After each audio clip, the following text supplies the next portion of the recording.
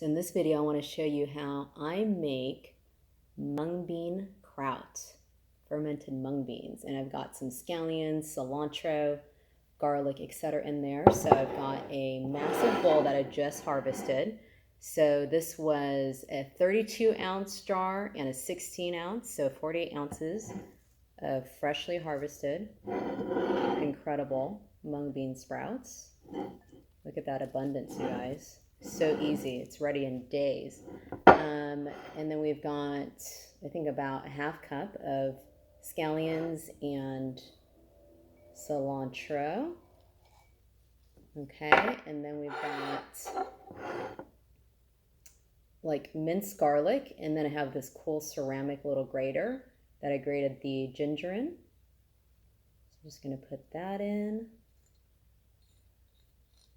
And so you could see how it just grates it. Got it from an online Japanese store. I'll get the rest of that off. So that was probably like 3 to 5 garlic, and you can do however much you want because some people don't like garlic. You can leave it out. You can do less. And the ginger was like a bit of a knob, and you can peel off the skin. The garlic was actually from my mom's garden in Montana, which is awesome. And then we've got Celtic or Celtic kosher salt, which is actually used for pickling. And so general rule is about 16 ounces of whatever you're fermenting to 1.5 tablespoons of salt, just to keep that mold at bay. So that's 1.5. So we're gonna go and do 4.5. So 1.5, 2.5, we'll do 3, 4. And I like to use the least amount of salt possible, but I also don't want to get mold. So I've tried to experiment with it. I don't usually get mold that much. It has happened. And then we have a wood tamper. We've got a jar, and then these are these cool fermentation lids, and you can basically let the air out, which you don't really need to do. It says to, like, when you open it, you check on it, and then, put it back on. But what's cool about it is that there's dates, so you can see exactly the month and the date that you started it, which is really, really helpful. And then literally, I would probably get a bigger bowl, and this is going to get messy, but you don't want to use a metal bowl, so I had this. I'll probably transfer this to this organic bamboo bowl that I have, just because it's like way too much. So you want to go in there, and you want to just start massaging it. Very simply, massage, massage, massage. And then after you've massaged it well, you can leave it with like a towel over it so that you can really get the liquids out, because that's what the salt's doing. It's pulling the liquids out. And that way you don't have to add water, and it's just in its own juices, which is a lot better. So I'm going to work on this because you do not want to see me just here massaging these sprouts, and then I will come back. Okay, so I got the bigger bamboo bowl. So I just wanted to show, now that I have enough room, you can go in there and just squeeze, right? Because the mung bean is sort of similar to like cabbage. It really holds quite well. So you just go in there and you can start just really seeing the juices come out. And then in terms of how to grow the mung beans, I have a video which I will link below, but I've actually even simplified it more. So I have to make a new video. But for now, that's a pretty decent method. But you see how plump? So I really wanted to grow like really plump, juicy mung beans, because a lot of them that grow in the jars, they just end up being really sort of too slim and not juicy enough. But I'm like a mung bean connoisseur, so like I want my mung beans a certain way. You know what I mean? Now, a lot of people like spicy. I personally get canker sores, and with my IBS, the spicy can really flare it up, but I could eat spicy like all day long, every day, all day, 24/7. Give me all the spicy. Of course, a fly had to be up in this video, right? I guess I am the shit.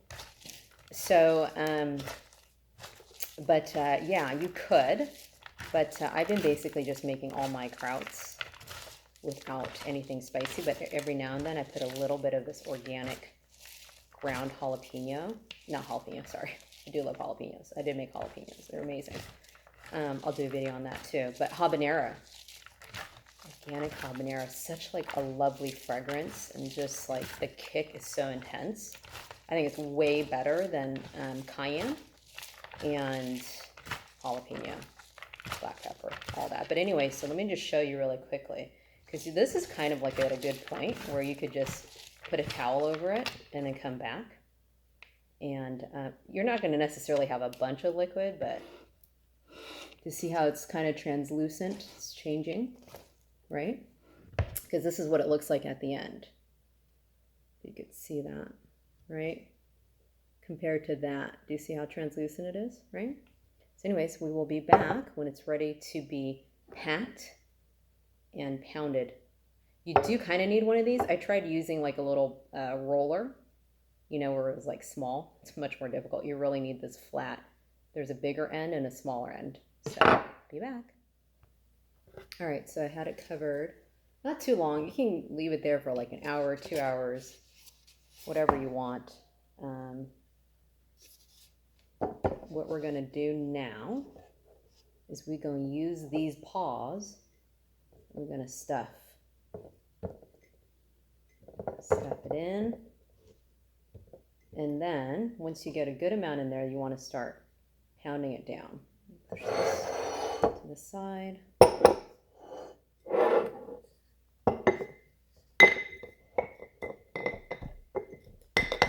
Very simply pound that down. Keep going. And it looks like a lot, but I don't even think this jar is going to be full when it's all said and done, just because when you start pounding it down, it's amazing how compact it all gets. So I think that you get a little more leverage on the slimmer side.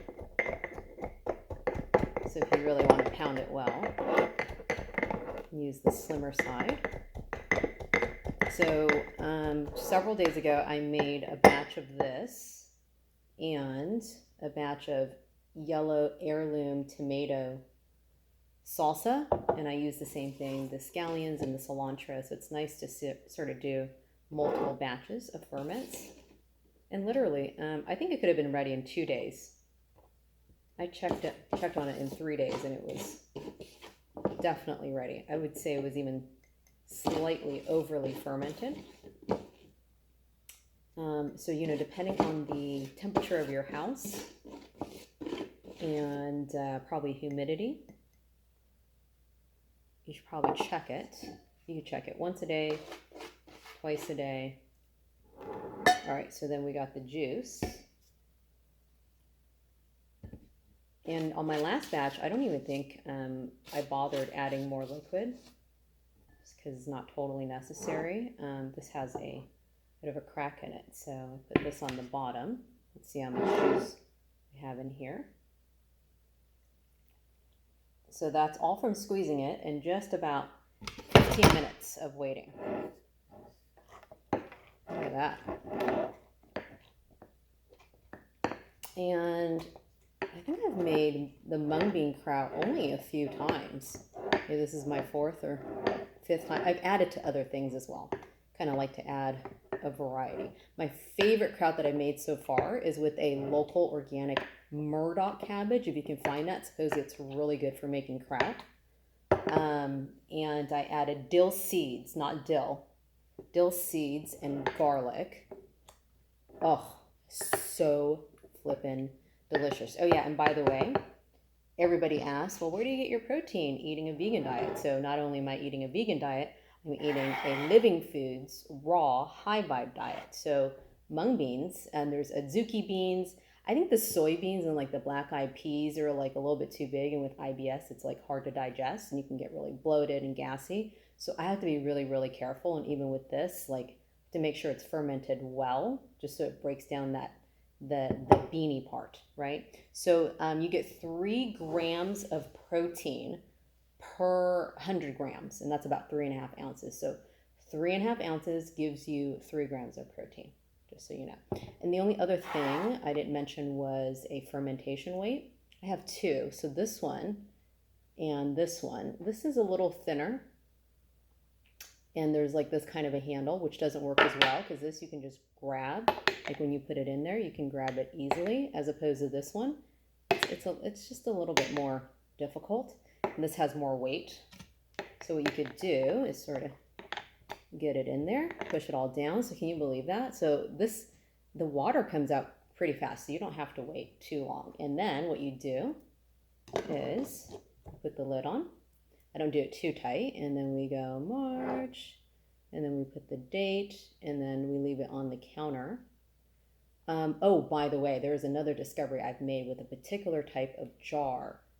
And I've made it just once with some cabbage, and it was the taste, the texture, the quality, everything changed. So I'm going to be getting more of those jars, and I'll be doing another video on that. So the jars do matter. I also have amber jars, so you can use amber jars as well, which block some of that light, because like old school, they would use crocks and whatnot to block that light, right? So you could put this in a dark place.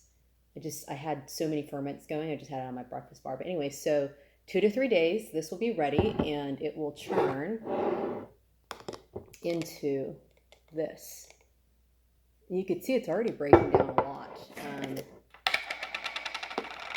Try to show you what it looks like when it's all done. Oh, it's so good. Yum, yum, yum. Anyways, I hope that the video was educational, that you enjoyed it. If you have any questions, leave them below. I'd be more than happy to answer them. And yeah, take care, be well. Bye.